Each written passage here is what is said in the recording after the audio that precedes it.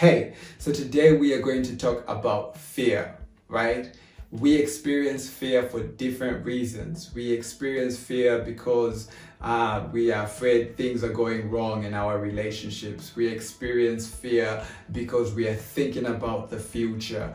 We experience fear because things just seem to be falling apart all around us in our life, right? And we feel like we have no control over that situation.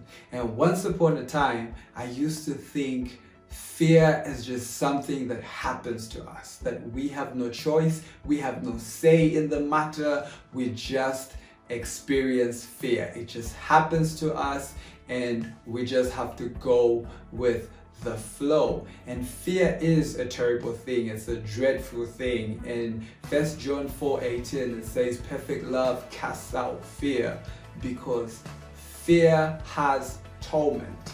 Now with that word torment, the other place where the Bible speaks about torment is hell. So every time we choose the fear, it's like we're inviting hell into our lives. To put it simply, we're making our lives a living hell, because fear has no peace, there's no joy, there is only torment and dread and anxiety and panic whenever you choose to fear. So those are not good experiences to go through. But here's the thing, in Psalm 23, right, and this was the psalmist talking, and he says, even though I walk through the valley of the shadow of death, I will fear no evil, for the Lord is with me.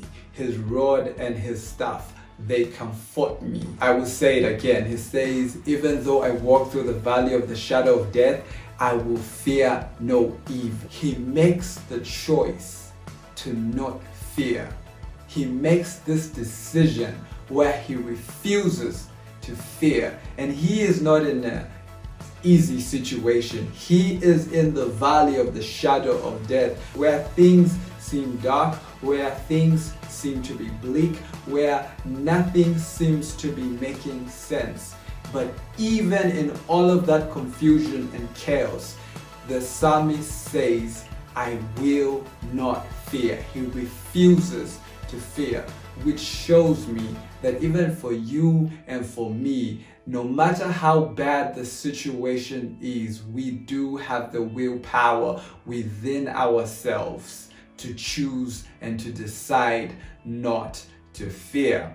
And if we choose to stand our ground and to say no to fear, the Bible says, take courage and the Lord will renew the strength of your heart. So courage, just making that decision to be bold and to not be afraid, to be unfazed and unmoved, it comes with this promise that God renews the strength of your heart when you decide to trust Him and just be bold in whatever situation you're going through.